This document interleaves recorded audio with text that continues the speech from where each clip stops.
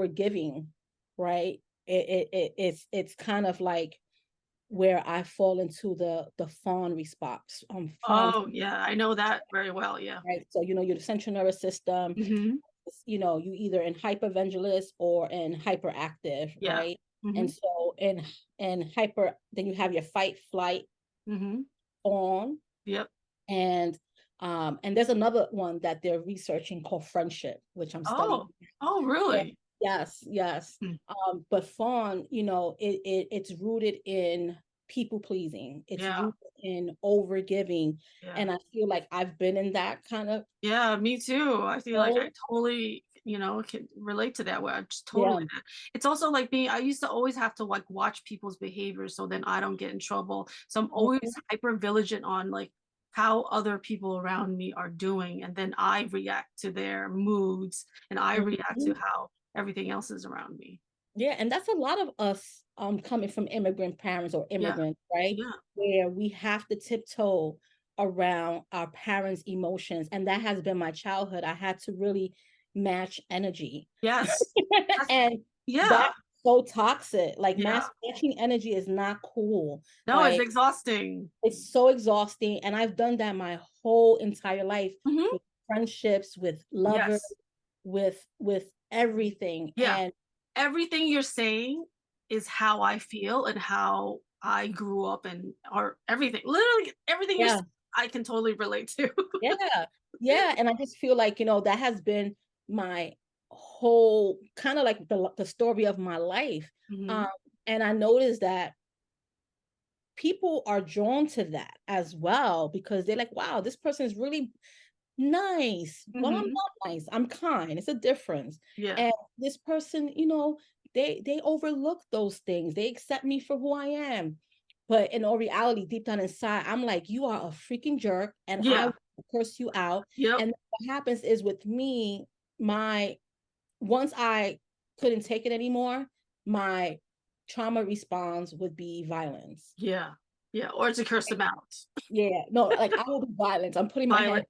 on Yeah. you, Yeah. right? So people be like, I would never think you would do that. I said, well, if you knew me before 2010, you Yeah. knew I used to be in these streets fighting for no reason. Oh. Yeah. I was out in these streets. I was partying, drinking, smoking, and fighting Mhm. all the time because I Wow. felt that the world was against me. When you have suicide ideation, you are in pain. And Mhm. it's a pain that, whew, you your body can no longer take, right? And it's a pain that is also energetic, right? Your energy centers are blocked. And so Mhm. now this blockage becomes pain, and there's nothing that you can do Yeah. because your body's disconnected and your mind is going 200 miles per hour. Mhm. So how can you bridge that together? And so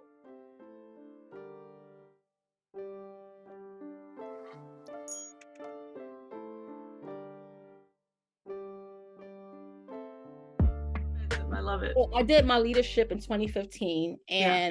and I remember I shared with a group of people about you know struggling with depression, Mhm. and um, everyone was like really like shocked, and I was like, oh my God, I feel so naked. I feel like I Yeah. came out, like it was just so crazy. Yeah. But the beauty of that was I was in a safe space. One, Mhm. two, I did release a secret that I was holding on to because this is the thing. I was diagnosed with depression at 16 Mhm. and I was seeing therapy and I was doing all of the things, but it was a secret. Mhm. You know what I'm saying? And in addition to it being a secret, my family didn't have the knowledge, the language, and the capacity to support me, Yeah. right? Because back then in 1996, the doctor wanted to give me antidepressants and call it a day. At a very young age, I learned how to advocate for myself. And I was like, well, while I got to take this medication, this is only like my second visit with you. Yeah. Um, I didn't Google and all that stuff. Like the internet was just beginning during that You have time, to go right? to library. Yeah, I wasn't even like my mind wasn't even set on researching. It was my spirit. It was my intuition. I'm very discerning. Yeah. I'm an intuitive, so I knew something was off. And I Mhm. remember in 96, my mom was on Prozac.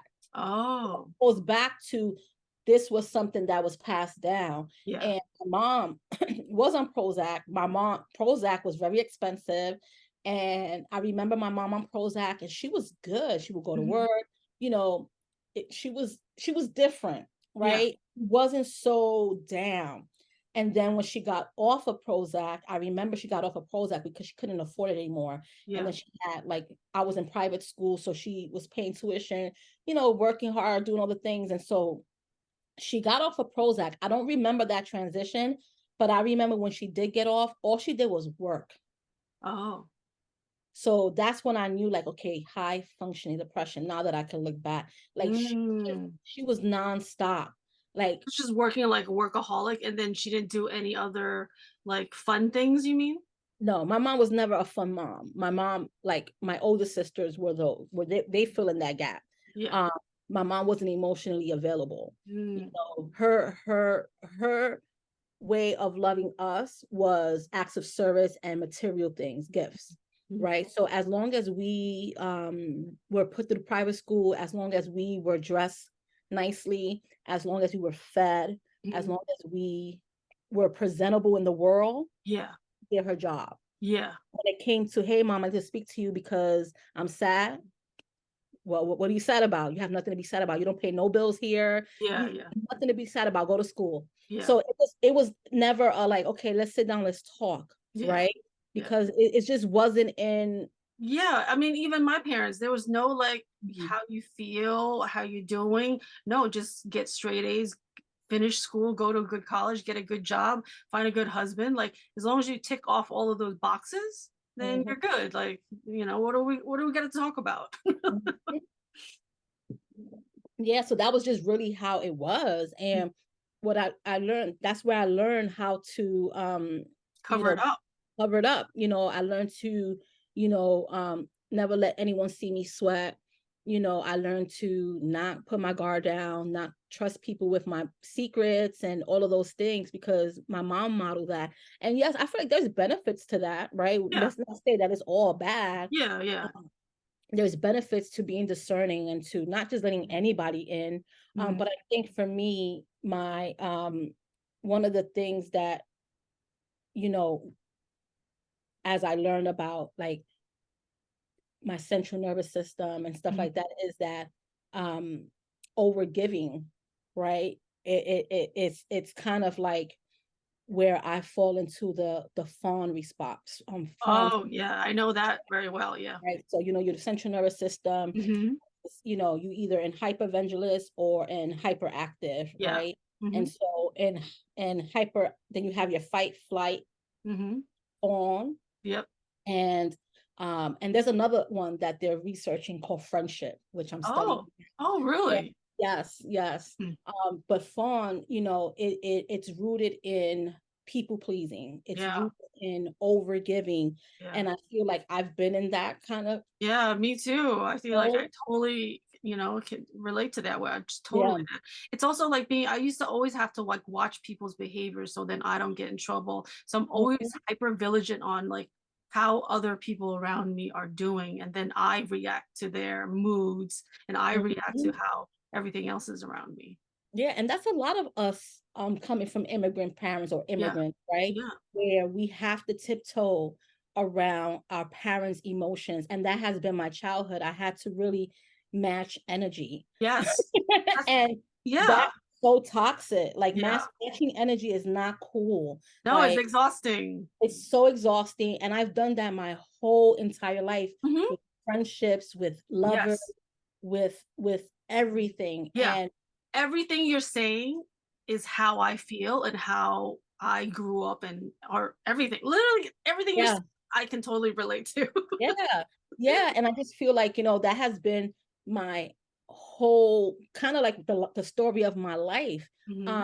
and I noticed that people are drawn to that as well, because they're like, wow, this person is really nice. Well, I'm Hmm. not nice. I'm kind. It's a difference. Yeah. And this person, they overlook those things. They accept me for who I am. But in all reality, deep down inside, I'm like, you are a freaking jerk, and I Yeah. curse you out. Yep. And what happens is with me, once I couldn't take it anymore, my trauma response would be violence. Yeah. Yeah. Or to curse them out. Yeah, no, like I will be violent. I'm putting my hands Violent. on Yeah. you, Yeah. right? So people be like, I will never think you would do that. I said, well, if you knew me before 2010, you Yeah. knew I used to be in these streets fighting for no reason. Oh, yeah. I was out in these streets. I was partying, drinking, smoking, and fighting Mm, all the time because I wow. felt that the world was against me. That's why I go back. Really? Yeah, that's why I go back to saying like the unpopular opinion about women wanting all of these things from men is that sometimes we are going through our own stuff as women and we don't realize that we need to work on some of those things because not every man is going to have the capacity Mhm. to accept us for our fullness. Yeah. So how did you stop fighting, like physically fighting people, if that was your response to, like, feeling either attacked or abandoned, whatever, or someone said something? How did you stop fighting? I picked up the book The Four Agreements by Don Miguel Ruiz, Mm-hmm.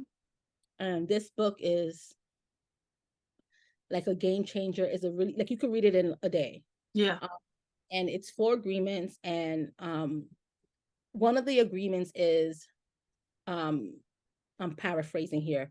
Don't take anything personal, Mm-hmm. right? What people say, what people do, how people feel about you has nothing to do with you. It's really It's a reflection on their reflection experiences and on their them and perspective. what Yeah. they're experiencing.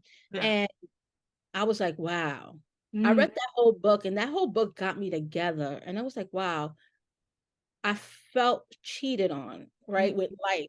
But I also felt like, okay, this is an opportunity for me to work on the things that I know is not who I am deep down inside. mhm. And, if I really want this life where I can, wake up whatever time I want, I can work however I want, and I can support people however I want, there's work to do. Mhm. I'm a lady. Like, why am I out here fighting Mhm. people? Because Mhm. I'm angry. I was angry. I have so much rage inside me, stemming from my childhood, stemming not only from my dad, but from my mom. Mhm. I was angry at her, Mhm. and I didn't realize that I was so angry at her. I Yeah. was angry because she didn't give herself a shot in life. Mhm. You know what I mean? Like, she deserved that. I Yeah. was angry at her because she was emotionally and psychologically abusive. And how could you? Like, I was rageful in all of those things. And when I read the book, The Four Agreements, and that one agreement there, I was just like, wow, I get to stand in my power. I get to take my power back. All of the things that my parents did has nothing to do with me. Mm. they it just doesn't. Yeah. And although I want to fight them because of it, Yeah. nothing's gonna happen because of it. Like, Yeah. no one's gonna come and save me here, Yeah. right? Yeah. Like, my parents are who they are. They've been this way. They're in their 70s. They are who they are. um I have a responsibility to not repeat that cycle. Mhm.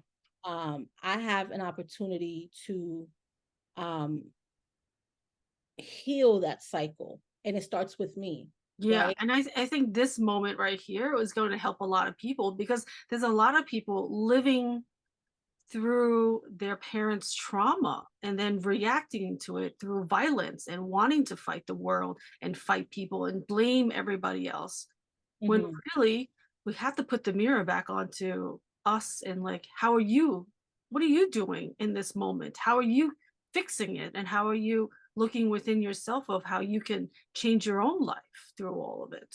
Yeah, like, I don't subscribe to the whole, like, you need to be fixed, because I feel like that creates a lot of shame. Mhm. And I feel like if you really look at, like if you go within and then you look at like the media and the outside world, it is a whole mirror of shame. Mhm. Everyone is shaming each other, everyone's Yeah. canceling each other, everybody's pointing pictures, and then everybody's also healing. Yeah. Healing, yes. Everybody's befriending their traumas. Everyone is healing and then pointing out everyone's trauma and Yeah. Yeah.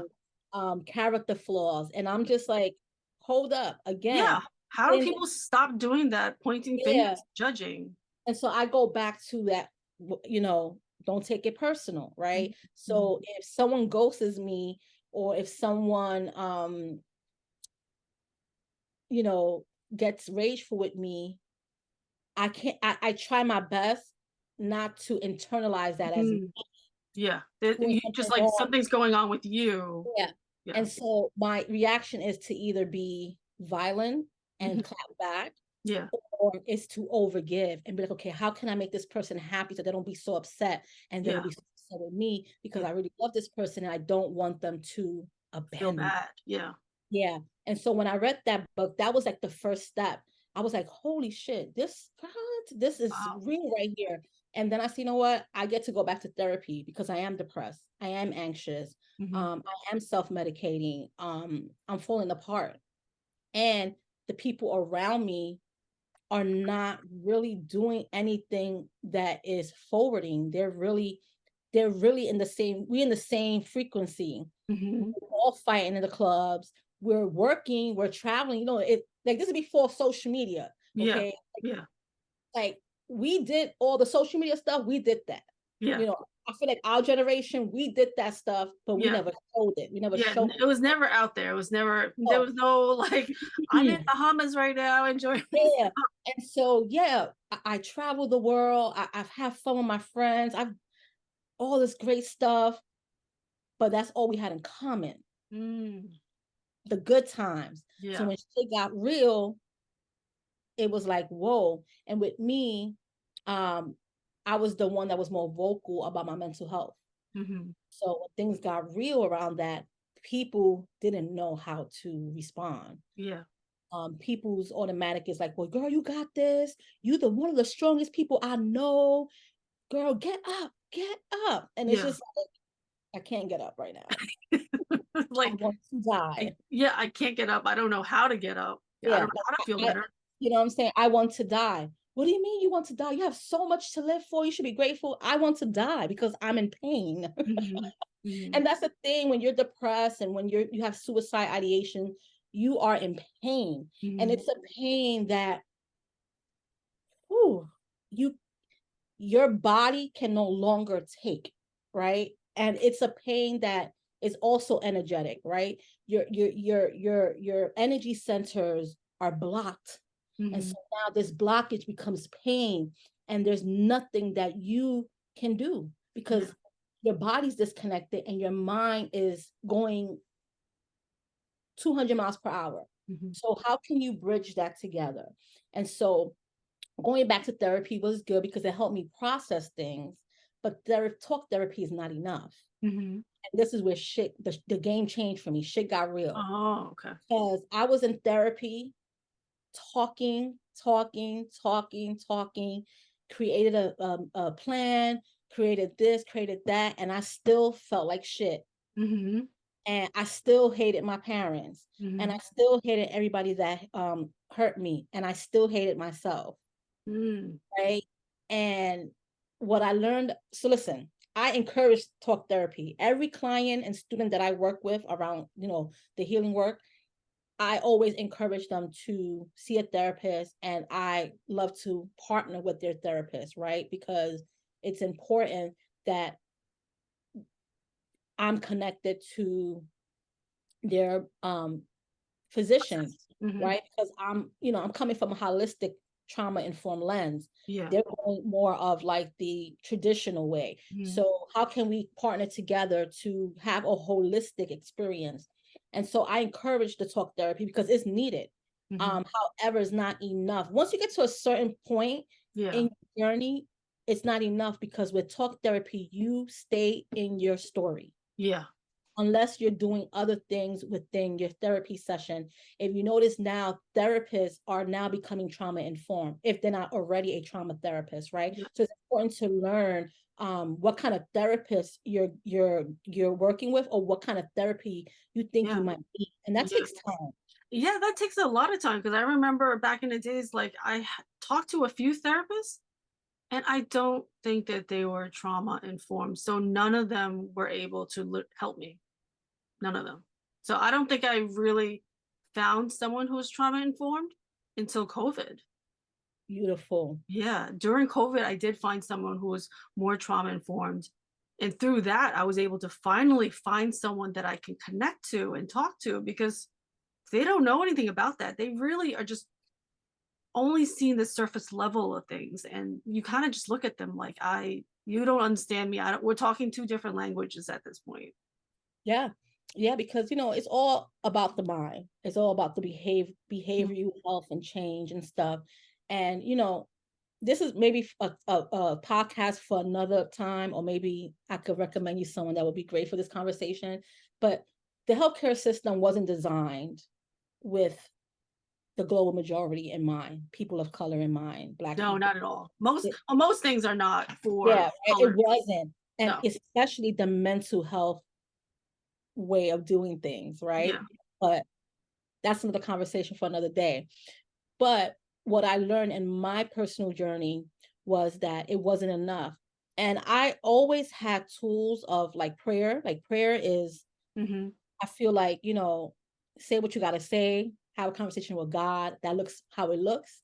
You get to tell God your frustrations. You get to tell him the desires of your heart. You get to go in and just let it be, right? Sometimes when you're in crisis, prayer is the last thing on your mind. Hmm. And that is okay, right? We don't get to shame people to turn to God when they're in crisis, because they're in crisis. And when you're in crisis, you need support. You need professional support, Yeah. right? All of those other things are great and they get to be integrated, but you need immediate professional support and, take it from there. And so when I realized that talk therapy wasn't enough, I said, okay, let me tap back into my other tools and resources, which has always been mindfulness and yoga, Hmm. right? And I know people are probably getting sick and tired of hearing it. Oh, try yoga, right? From like a skinny white person perspective, got to keep it real. Um, but the truth of the matter is that yoga has many different systems, and Hmm. much respect to the way that the Hindus have really shared this beautiful practice. But you also have Kemetic yoga, which comes from the ancient Egyptians, Hmm. you know and all the way to trauma informed yoga. Hmm. Right. I'm trained in Vinyasa yoga. I did my 200-hour training. And then I'm also trained in trauma informed yoga, chair yoga, yoga that's more accessible to, people of color, right? Hmm. People of bigger bodies, right? Larger bodies, and people that are in disabled bodies, Hmm. right? So I'm able to support all bodies, Hmm. right? And so anywho's, I went back and tapped into those resources, right? And I said, you know what? I remember in my early 20s when I was introduced to yoga, I felt clear, Hmm. mentally clear and grounded. Let me get back to yoga. Yeah. Let me get back to breath work, right? Which we underestimate breath, right? Because what is that one Yeah. thing you're born with and the one thing you leave this earth with, Yes. right? Yes. And if and like there's no other way to put it, right? So let me really get grounded. Let me begin to drink my herbs and shift what I'm eating to support me. So I started like going deeper, right? And my therapist and my therapists throughout the journey didn't have that, right? Information to provide to me. So I started doing the seeking and the searching, right? Because at the end of the day, it has to come from you, Yeah. right? You have to take agency over your life, and also be mindful of the people you engage with, because there's people in your life that God communicates through to Hmm. support you to take that step, right? So don't brush off people that are dropping gems in your life. You don't have to believe it all, but there's something that you can take away from those conversations and those interactions with people. So I started becoming more conscious of the conversations I were having with people that I would randomly meet the conversations that I was having with people in my life. And what I was learning is that I was trauma bonding with the group of friends that I had in that season of my life. And that was keeping me stuck. Yeah. Right. And when I would have my breakdowns, they were not able to support me, Yeah. but they were there for me in the good times. But in the bad times, they just didn't have the capacity, you know. And so I had to learn the hard way. Right. And so I started shifting from a more holistic approach. Mm-hmm. I started investing in myself. And, you know, I really didn't have the financial means to do that, but I realized it's about me. And if I don't take these last $100 in my bank account Yeah. to invest on a holistic practitioner, or to invest in a health coach, or to invest in going to Whole Foods and buying myself a week's worth of really green produce to support me, then I am going to die in this pain that I'm in. Mm-hmm. And I know right now I'm struggling, but I know that if I commit, and that if I commit and stay consistent and give myself grace when I fall down, I am going to make it on the other side. And I tried to end my life in 2018. Wow. And I tried to end my life because I was burned out, because I was actually happy. But I was Really? burned out. Yeah, I was actually burned out. And what people don't realize, that hustle grind, and I know modern hustle is not about hustling till you die. It's a different meaning, which I really love your mission. Yeah. But you know, you have to give yourself time to break. You have to give yourself time to pause. My business, Instagram, Refining Emotional Wellness, I do a 15 minutes or less mindfulness practice every Mondays at 12:15 Eastern Standard Time. And the reason why I do that is because I work with a lot of people that are helping professionals. I work with a lot of creatives and people that are really like cycle breakers, that are so mission driven Mm-hmm. that they forget about themselves. Yeah.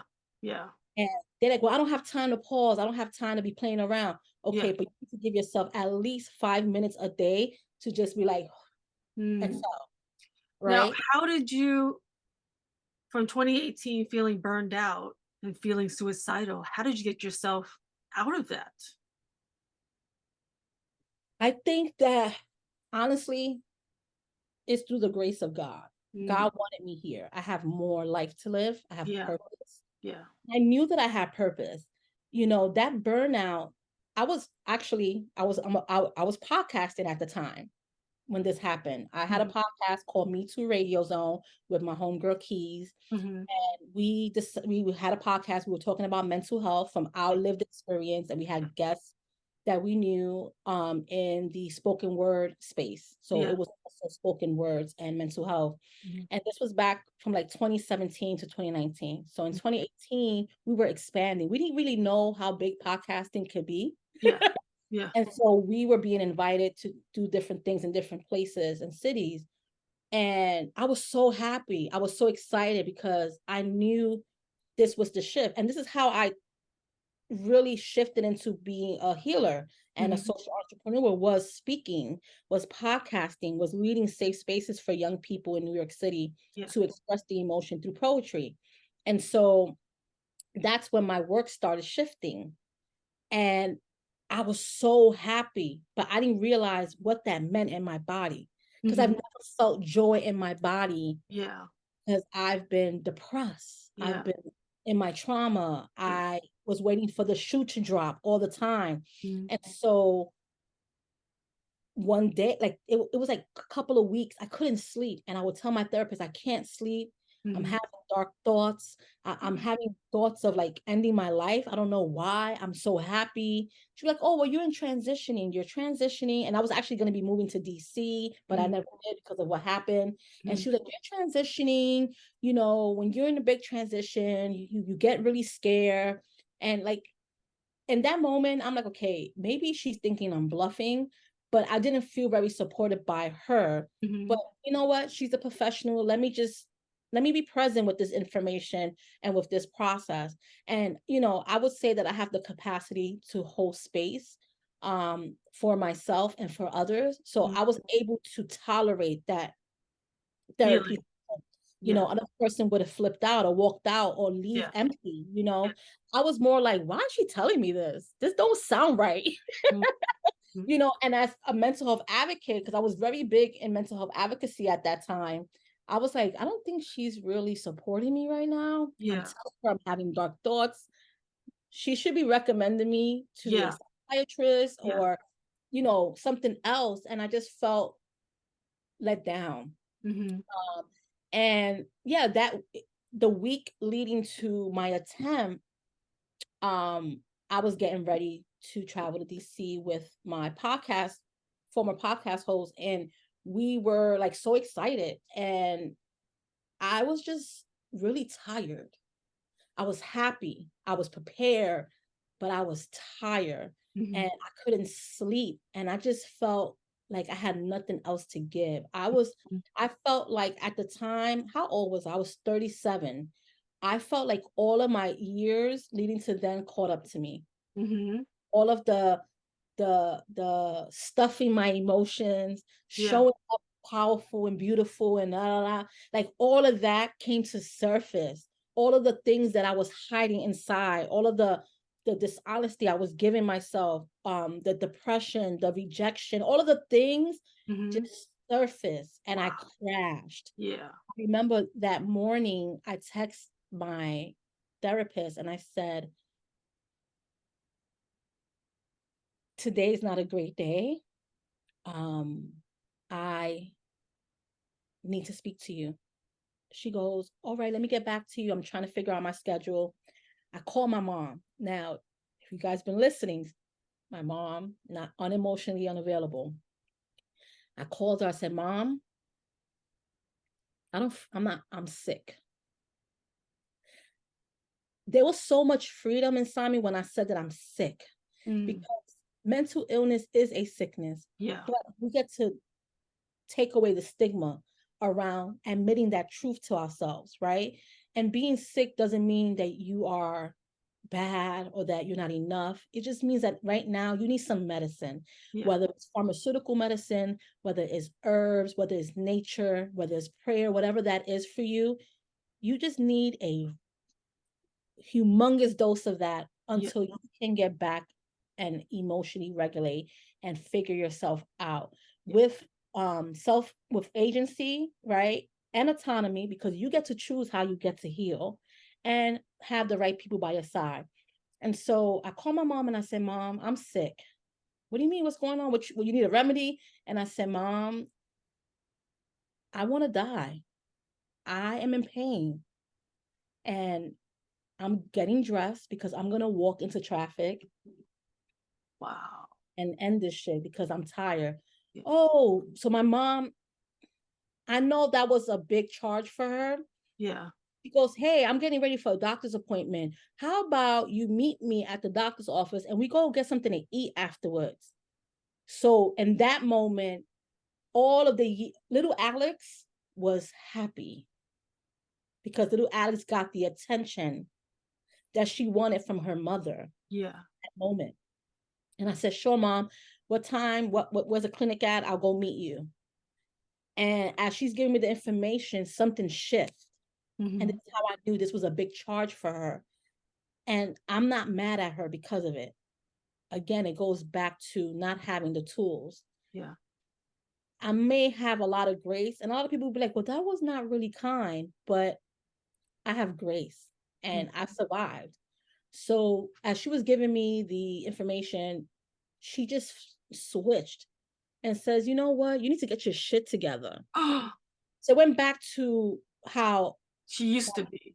yeah, how she used to be. And it goes back to the friendships that I had when I Oh, expressed my, yeah. Yeah. my breakdowns and crisis. Yeah. You need to get your shit together. You're like 37 years old. Like, Oh, what are you doing with your life? And the thing is that my mom didn't even know what I was doing. Like yeah. the pioneer, I was like pioneering mental health discussions Yeah. in New York City, Yeah. in spaces that I was told I could never do it because I wasn't a licensed mental health professional. Yeah. My mom had no idea that her daughter was changing the world. Like she was like, I was healing the world. Yeah. And she just like attacked me. Oh. Get it together. You need to get it together. I don't know what you're gonna do, but if you want to meet me, you can meet me. Oh my And God. she hung up the phone. And God. that was the driving point for me. Because I'm like, I feel abandoned and rejected. Why is this my story? Yeah. So I'm going to abandon and reject myself, right? And so I went ahead with my plan. I text my therapist and she wasn't getting back to me. Oh. So I lived in the Bronx at the time, and I live in Central Florida now, but I lived in the Bronx at the time. I decided to go all the way to Manhattan, where near the hospital I was born in, to make it very easy for everyone when they found out that I was dead. Like I really created this plan, and I'm smiling not because it's funny. I'm smiling because I'm like, whoa, I really did that shit. Like it made me think of like, if I could be so strategic and everything else in life, shit, but this was really intentional. I was really, really over it. It was a call. I was crying out. And I was also serious. And I also didn't want to die. Right. Yeah. So I was going through a lot of different things. Yeah. And I remember every time I would walk into traffic, cars would stop. People would come and pull me, ma'am, you don't got the light. Like angels were pulling me. It was just really crazy. And I'm just so numb to the point that I'm doing this. And then I'm a block away from the hospital. And I'm like, okay, this is not working. I did it again for the next block. Didn't work. I have a choice. And I say it's nothing but the Almighty, the creator of all things. Like, yes, I made a choice, but there was a higher power that tapped into me and was like, all right, what we're going to do is you're going to pick up the phone and call that one friend that's going to help you get inside that hospital. And so I called that one friend and I said, this is what's going on. They guide me. I walked into the hospital. She goes, do you see a security guard? Yes. Give him the phone. Security took the phone from me. He said, your friend is going to be here in 20 minutes. She's jumping in the Uber. He goes, you did the right thing. You did the right thing. And he walked me into the triage and I sat down and the nurse was like, hey, what do you do for a living? And I said, well, right now I'm a mental health advocate and a podcaster. And I'm also a case manager. And she was like, okay, I just want you to know that you're not the first or the last person that walked in this week with a similar experience. And thank you for what you do in the world. And I just broke down. She goes, if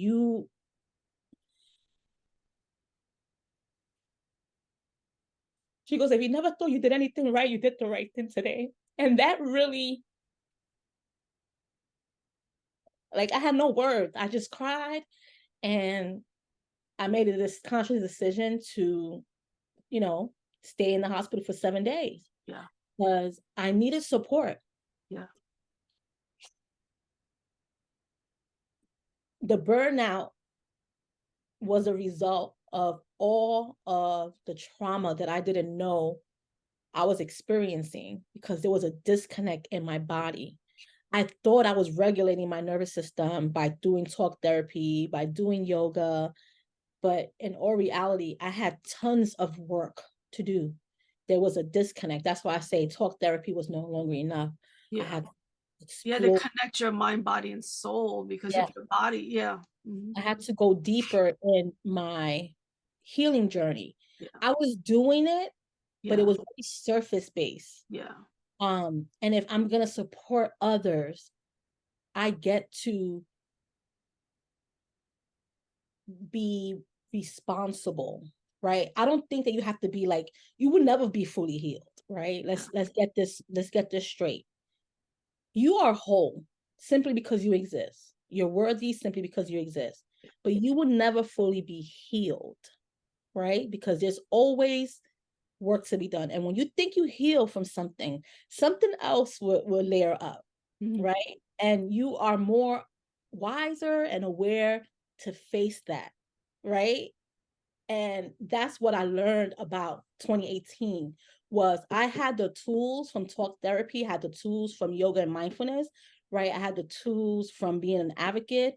I had the tools from being courageous and leading workshops to support Mhm. organizations and young people to really speak their truth without the shame. I had those tools. Yeah. It was a secret weapon to face those 7 days, right? Yeah. Because when you get so as an advocate, I used to go to mental health. I used to go to psych wards to visit people, like Yeah. people that had breakdowns, Yeah. and they will always call for me to support them. Yeah.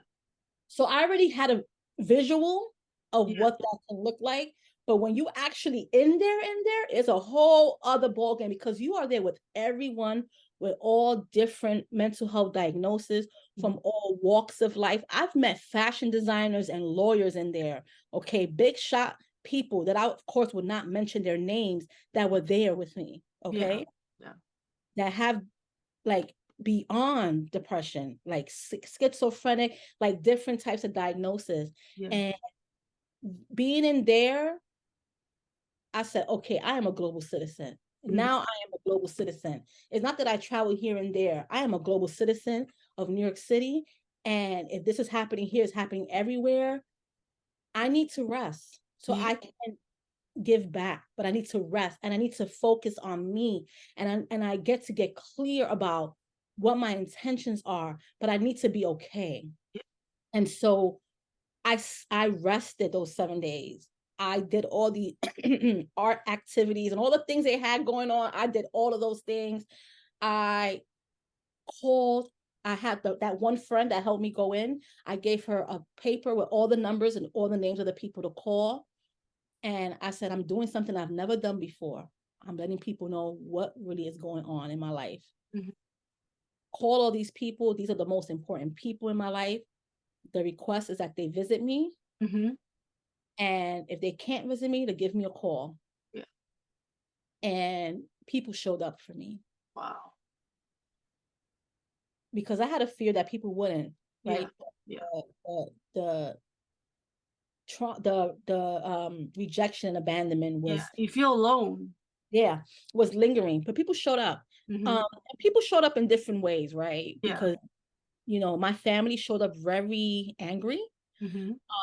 hurt, Wow. frustrated, but I understood, Mhm. you know, but I didn't appreciate it, Yeah. right? Yeah. So those 7 days taught me to face the next level of my healing. Wow. It showed me that I'm enough. Mhm. It showed me that I am courageous and that I made the right decision and that I have nothing to be ashamed of. As a matter of fact, I am proud of that Yeah. situation. Were And you I'm able to finally sleep when you were in the hospital? Like, listen, I slept so much. There was like Alexandra, Miss Tatis, my maiden name. Miss Tatis, you have to wake up and take your meds. You have to take up and do all the things because if you don't wake up and participate, then you're gonna stay here longer. And mm. you don't want to stay here longer. And we don't think you need to stay here longer. So the first night you were there, you were able to finally sleep because you were not sleeping before then. I slept so much. Mm. And I had a hard time sleeping because again, they put everyone together. So if there's someone that has a diagnosis Yeah. of, you know, uh personality disorder, they'll turn it up. Oh. They'll turn it up. They'll be walking those hallways. They'll be banging on the Yeah. door. I had like 3 different roommates. Yeah. And one of the roommates, when I woke up, she was staring at me. Oh Like, God. Yeah. yeah, it was like a lot going on. And I don't say this to scare anyone. I Yeah. say this that it may or may be like possible. I'm just sharing my truth, but I wasn't afraid because again, I'm not afraid of those type of things. Yeah. I see people for who they Yeah. are. Yeah. And so, yeah, I slept. I created art. Yeah. I practiced mindfulness, Mhm. and I got with a really good psychiatrist and therapist there. And my therapist that I had at the time, I reported her Oh. because I told her that I was going to either end my life or walk into the hospital. Yeah. And she didn't do what she needed to do, Oh man. support me. Yeah. And so, long story short, I was able to get a really good team, medical team, to support me. Mhm. And it's so interesting. I seen this while I was there. I saw this very big mental health director from another church, another hospital in the city, who I did a event for with my Mhm. podcast. Mhm. And when they saw me, they were like, "Oh, are you resting?" Like that was like that's how he Yeah. greeted me. Are you Yeah. resting? Are you resting? Yeah. And I said, "I am." He goes, "Okay, Yeah. good. Yeah. I'm not gonna get in details about what happened. I'm Yeah. glad you did the right thing." And he was like, "You have the same email?" And he says, "Yes, I'm gonna email you some resources to support you when you get out of here. Mhm. Um, if anything, let them know you know me, so that if there's any issues." Yeah. So look how God works, that Wow. I knew like someone in there that Yeah. I supported in the Yeah. mental advocacy space. So I say all this to say that there's nothing to be ashamed of Yeah. if you are going through a hard time, whether it's mental health, Yeah. whether it's financial, whether it's career, love. Like, you are enough Yeah. to face that thing. Yeah. You just get to choose it, and you get to really take autonomy and say, this is how I want to heal, and also give space for it to be different, right? Because Mhm. it's going to look different. Yeah. So when I checked out, I said, I'm releasing that case manager job. I had a couple of, hundreds of dollars in my savings, and I moved back with my mom, Mhm. which was very challenging, but I had to do what I had to do financially. Yeah. um, I took that 2018 summer off, and then Mhm. I enrolled in yoga teacher training. Mm. And I said, Mhm. I am a healer. Yeah. I was born this way. It's in my lineage. Yeah. It's time for me to own that, and also, learn and train in the practices and modalities Yeah. that supported me, Yeah. and that I know that is going to be supportive Yeah. in this I love season of I life. love that. I love that. And I thank you so much for telling me your story. So then this story will help other people. And that's the essence of why I started this podcast and why I still do it to this day, where I feel like every story will help and every story will heal. It's the art of living, See, I see art in everything. And this is why, like, I feel like everyone who I connect to, where I feel like there's always a story of why someone does what they do, and you would never know what happened to you in 2018 unless we got on this podcast and hear about it. So I thank you so much for that. And so Yeah. I thank you for telling me the story, and thank you for all of your work and you being here and you constantly being in the space of wanting to help other people. And I'm so glad that you took the time to rest and work on yourself and just take time, because I really understand that. Because when COVID happened, I Mm. literally tell people, I was like, I think COVID saved my life, because had COVID not happened and forced me to rest, I would still be on the same trajectory of like bulldozing through life, bulldozing through goals, constantly doing things in 1,000 miles an hour and doing 5 different projects all at a time and doing this and doing that and being a single mom and taking care of the kids. I don't think I would have stopped until I probably had a stroke, you know?